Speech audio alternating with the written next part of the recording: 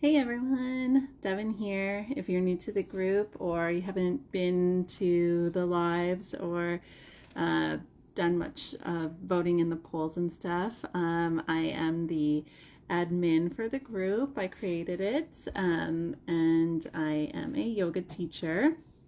I've been teaching for about 15 years. I'm also a wife and a mama to my two little ones. One is 4, she's going to be starting school in under a month, and the other little guy just turned 1 very recently. So tonight, the winning subject was mental health tips. So we all need those, right? This chapter of life is so rewarding, but can also be so tough. And I know you all know that, and you all have experienced that in your own different ways. So I'm going to give you some tips later on. I'm going to give you 3 really good tips, and I'm going to tell you my little journey with mental health in motherhood. So it's an interesting one. So if you have been following along with me for a while, you might know about how I had a pretty devastating loss with my first pregnancy. I was just about 29 weeks when I had to give birth, and he didn't make it. And so, as I'm sure you can imagine, or don't even want to imagine, that was very, very tough on us. And it was during like the height of COVID with lockdowns and stuff. So they weren't able to do much to let us know why that happened. So obviously, we were struggling a lot with that. In some ways, not being able to be around a lot of people was good because I felt like I wanted to be like alone with my husband. But in other ways, I felt like I could not be alone at all. So I was like with him, like attached to his hip like, for quite a while. And that was healing for both of us. But it was also like, thoughts were like going through my mind like, oh my god, like what if we can't have children, like what, like they didn't even tell us why this happened, like what if it never happens, like what if we never get pregnant again, and if we do, what if this happens again, what are the signs, like what. And something that moms who have experienced loss feel a lot, it's very common, is like, what did I do to cause this? And I definitely felt that. But it's also logically, I kept reminding myself, I was like, there's nothing I did. We don't know why this happened. And, it's just one of those things that sucks. And just have to kind of live with it and, learn how to grow around the grief. And so that was very tough for a long time. And it was one of those things that was like, it came in waves. Like some days were like easy peasy, and some days were like horrible. And it was like that for a long time.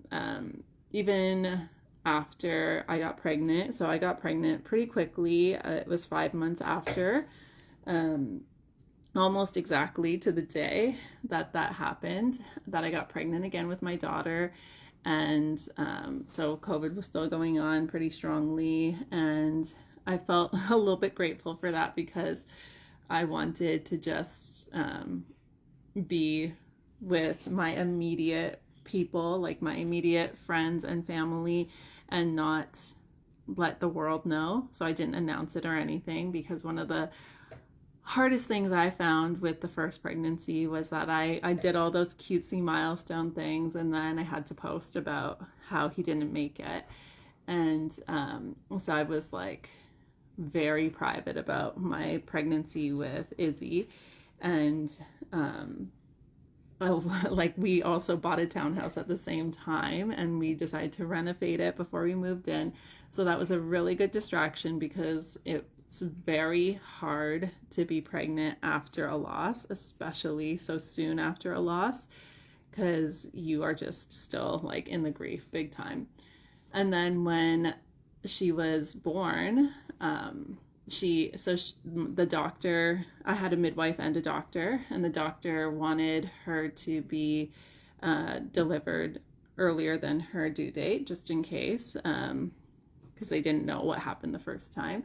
So they decided to induce me at 37 weeks, like basically as soon as she was considered like full term. So that's like early full term. And so she needed to go to the NICU and go on a CPAP. And I like lost it because I was like, oh my God, they're taking her away from me. And you know, the hormones and stuff after you give birth, it was like tough. And they kept reassuring me everything was fine. Her lungs weren't super ready for birth, and she just needed a little bit of help. And that's literally all it was. She had a little mild case of jaundice as well. So they had to treat all that. But then, you know, like I said, it was still the height of COVID. So they sent my husband home, and I wasn't going to leave her. So I had to be alone with her.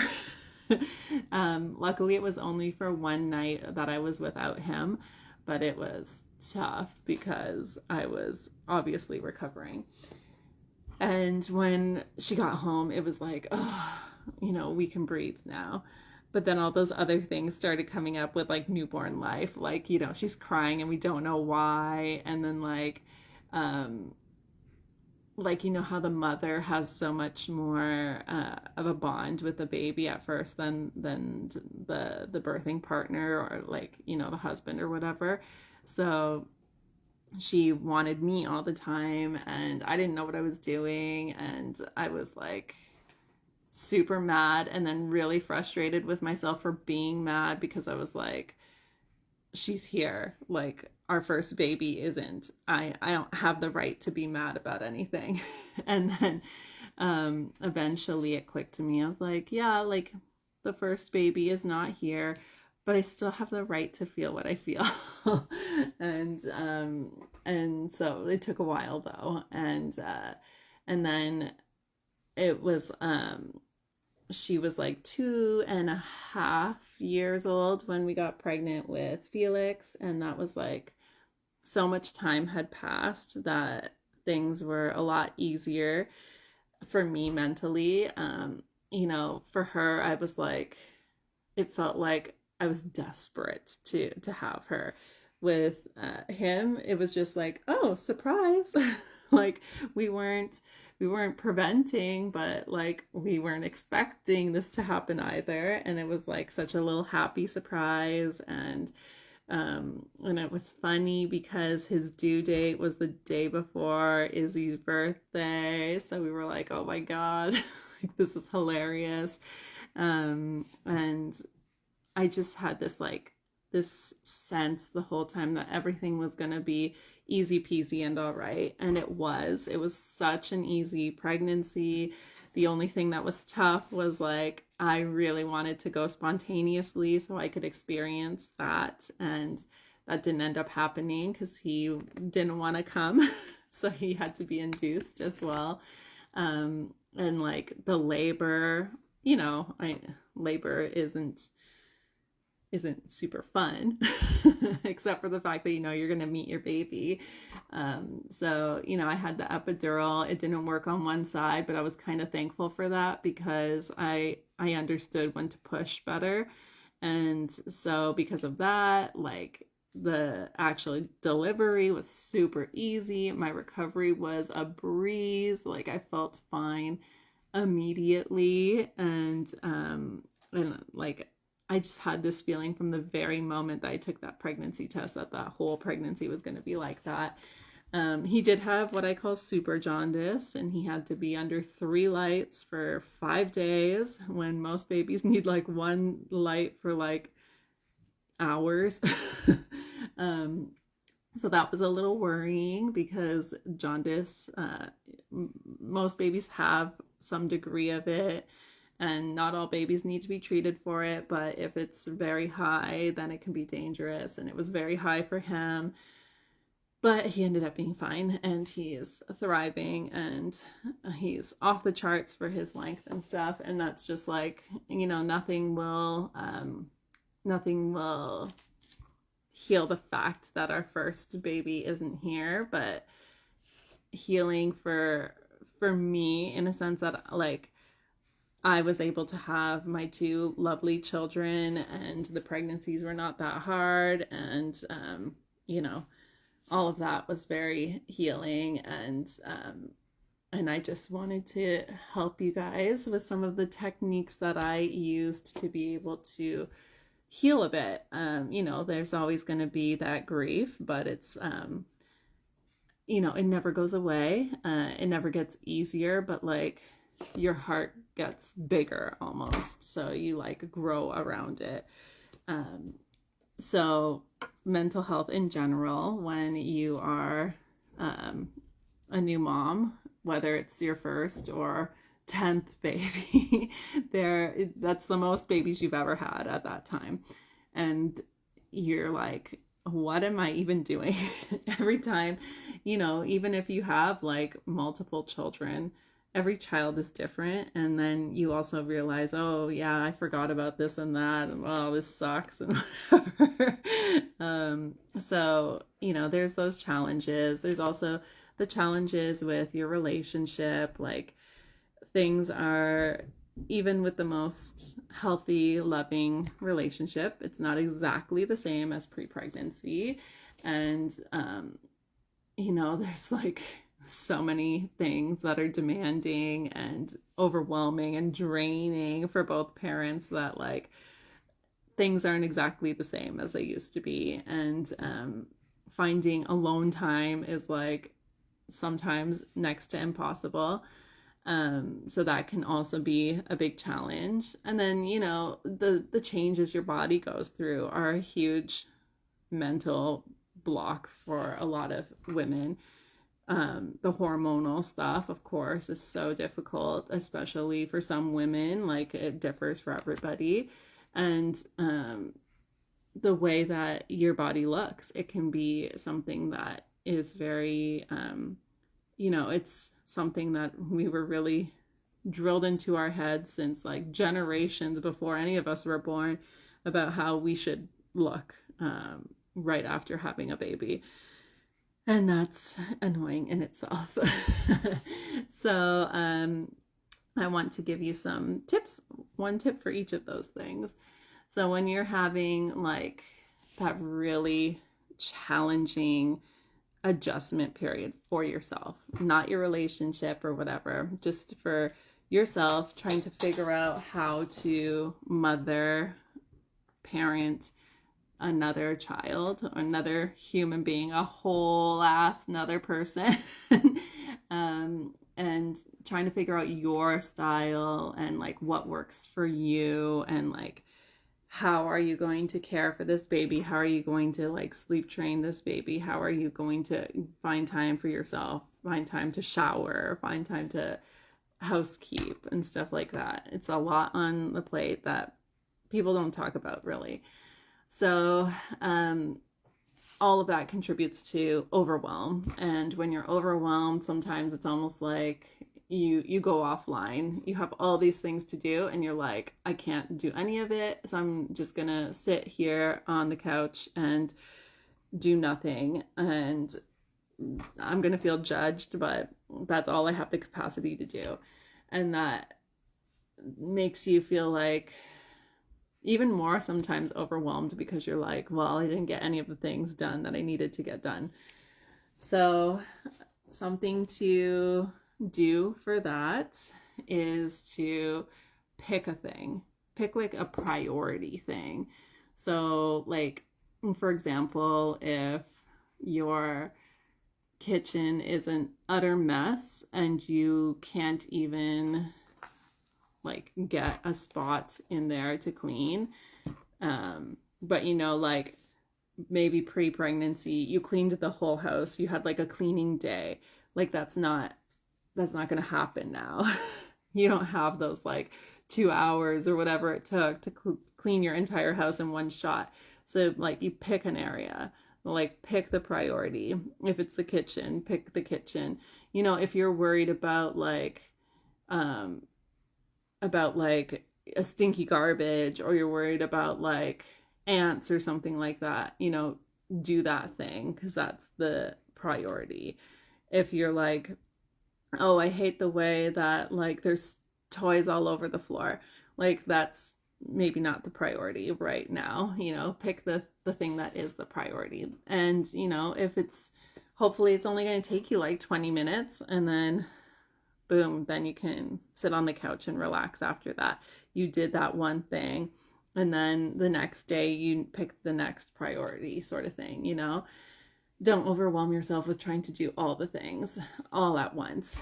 You know, maybe you used to make all sorts of fancy meals, and now you can't even find time to cook one thing because your baby is like attached to you.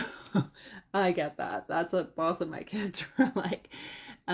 So what I did for that, you know, I used to, you know, buy the onions and buy the peppers and buy all these veggies. I just buy the frozen pre-cut stuff. So there's frozen pre-cut onions, there's frozen pre-cut peppers, there's frozen like any kind of vegetables you could like, and they're already cut. That's like takes like 10 minutes right there off of my plate, because I don't have to wash and cut and all that, the you know, prepare the vegetables. I just throw those in the pan, and that's like done right there. So, you know, like finding little tricks like that that are going to save you time. And like another thing that we do is when we make our grocery list, we know what we're going to make for dinners for the whole week. So it's not like hemming and hawing and all that. And then when we know what we're going to make, you know, we have the stuff like the frozen pre-cut veggies and all that. You know, and then easy stuff like if you like spaghetti and meatballs, for example, instead of making the meatballs from scratch, you can buy them.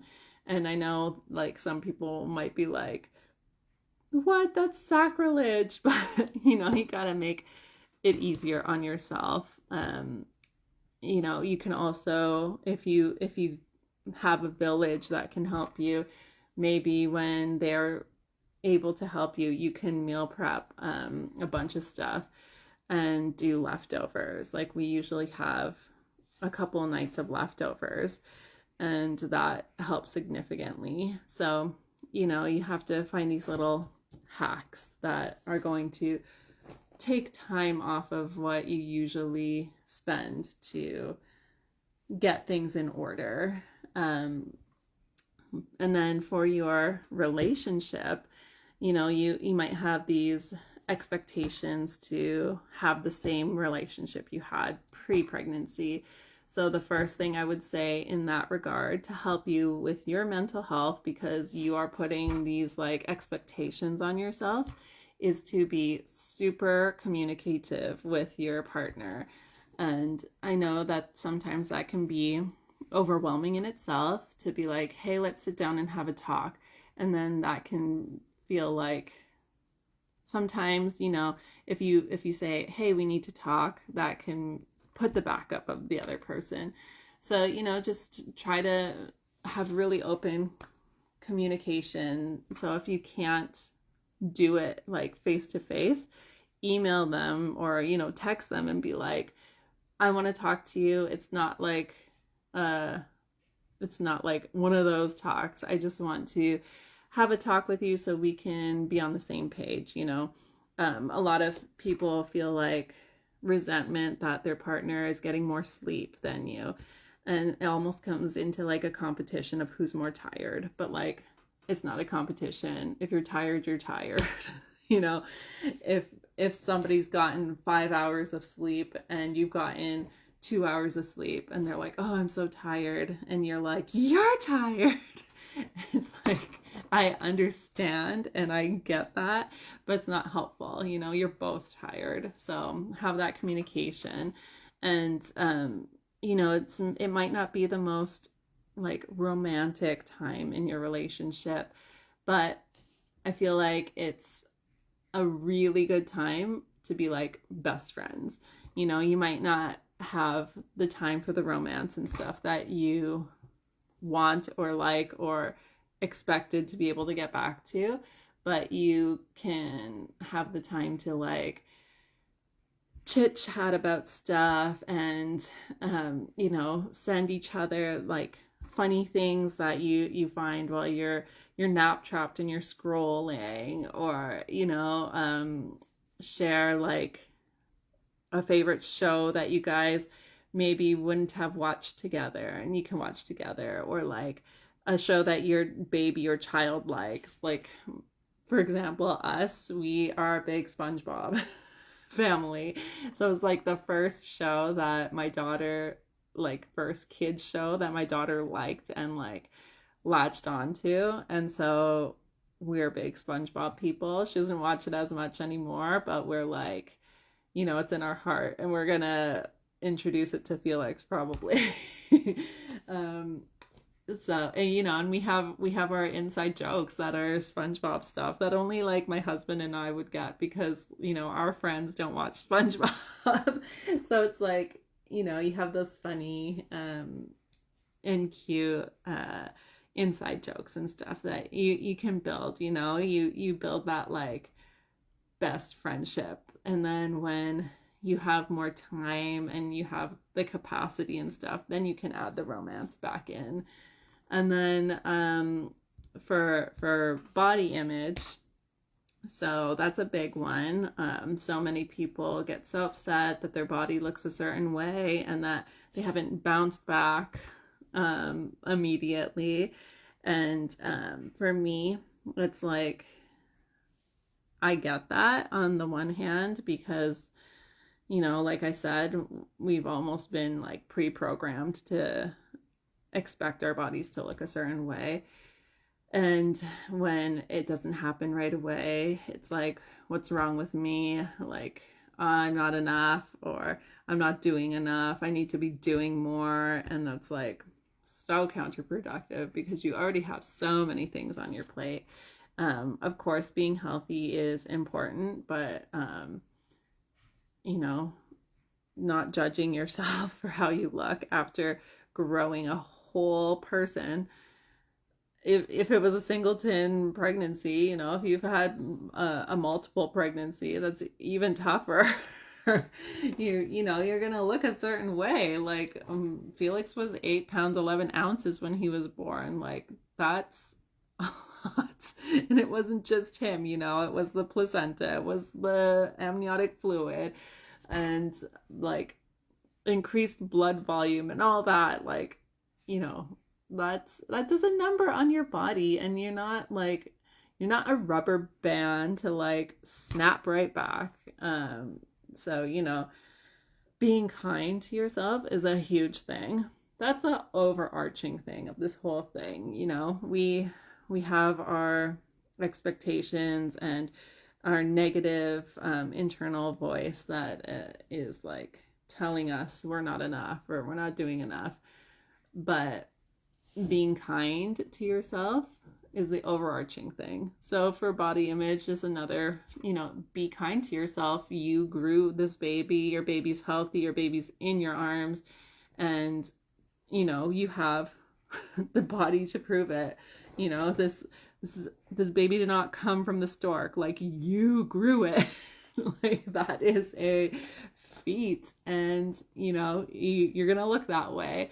And bounce back culture shouldn't even exist, because your body changes, like your DNA and everything like changes once you have a baby. Like, that's in you now, that's in your coding. So there is no going back, there's going forward. And having goals is perfectly fine if you are being safe and if you are doing it in like a kind way to your body. You don't need to be like restricting your calories, because if you are breastfeeding, that's going to mess up your supply. You know, find yummy, healthy things, you know. And I find that if I don't meal prep my lunches, then I'm like, I don't know what I'm going to have for lunch. And then I either choose like not a great option, or I just skip it. And that's not, neither option is good. If I meal prep something healthy for myself, then it's right there and it's easy. You know, it's like short-term pain for long-term gain. My long-term gain is future me doesn't have to worry about making lunch. It's already there waiting for me. So yeah. And then like telling yourself, even if you have to fake it till you make it, like if you look in the mirror, you look at the spot in your body that is like really bothering you, and you find one kind thing to say. If you could just find one kind thing, then like I said, even if you're faking it, like if you, for example, if you don't like your belly and you're like, I wish it was flat, I wish I had abs, I wish I didn't have stretch marks or something, your one kind thing you can say right now with your fake it till you make it is, thank you for carrying my baby, you know? And then as time goes on and you continue doing that, then like it's like you're planting the seeds. You start to actually be like, you know what? Yes, I do love you for carrying the baby.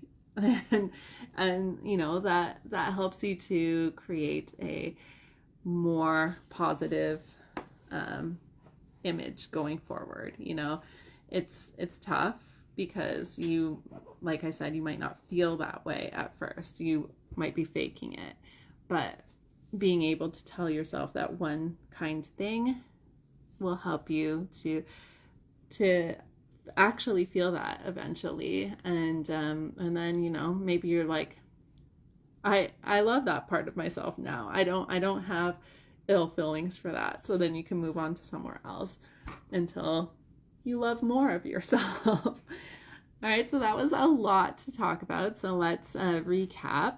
So one, if you're struggling with like overwhelm and stuff, just for yourself, not your body image, not your relationship, just like your being, like you're like, I don't know what to do because I don't have the time. Then you have to just break it down into baby steps. So you pick your priority thing. And if you're able to do, 20 minutes, 10 minutes or whatever of that priority thing, getting that off your list is going to feel very good and is going to help you to take that step forward instead of being sucked into the vortex of overwhelm.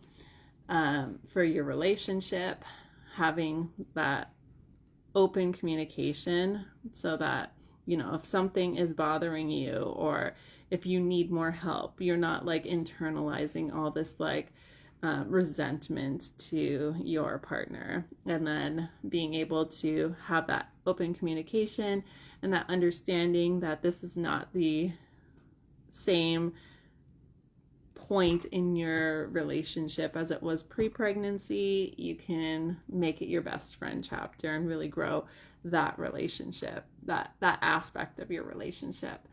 And then for your body image, you might have that negative internal monologue going on. So you want to try to neutralize that. If you watched the workshop from 2 weeks ago, body neutrality is what Megan talked about, and how you don't have to be super duper positive right away, but you want to start having less negativity. So, you find one positive thing, even if you're just faking it until you make it. And doing those 3 things is going to help you be kinder to yourself in general. And that's going to help you so much. So much. You might think that my mental health tips in this one we're going to be like, oh, you have to meditate and you have to do yoga and this and that. But if you are struggling, if you are on the struggle bus, the finding that kindness is the first thing you need to do before you add in the meditation and all that, because that can be overwhelming as well. So finding that kindness in those three aspects, I think, is the biggest thing to do. Being able to combat your overwhelm, being able to have a positive relationship with your partner, and if you have a partner, and then your body image, trying to neutralize those negative thoughts about, oh, I'm 6 weeks postpartum and I don't look like a supermodel, like I must suck. Like, you don't. If you do look like a supermodel right away, that's awesome too. Everybody's body is different, but if you don't have to feel like crap about it, because your body did a lot and you need to be kind to it to be able to get the goals that you want to get. Otherwise, you're just being like tormenting yourself, and that spirals you down in all of the aspects, because when you are feeling crappy about yourself or your relationship, like any of those three areas, like all three areas are going to suffer. So trying to be kind to yourself. Then when you are, then you can explore meditation and movement more, and that only helps exponentially. But you have to have the capacity to do it. Otherwise, that it just contributes to the overwhelm, and you're like, oh, there's just another thing on my plate. And we don't want that. So I hope that was helpful. If you have any questions about that, please feel free to comment, or if you feel shy about commenting, you can DM me and we can chat. I want to help you feel your best in this chapter of your life. And if you do want more tips on meditation or yoga movement, hit me up. I will gladly help you in that regard. Otherwise, just look out for the tutorials, the tutorial poll that's going to be out tomorrow, and Mondays are the poll for this live, and I will talk about whatever it is you want to talk about. So once again, I hope that was helpful, and I hope you have a wonderful evening or day whenever you're watching this, and I will see you on the next one. Take care. Bye for now.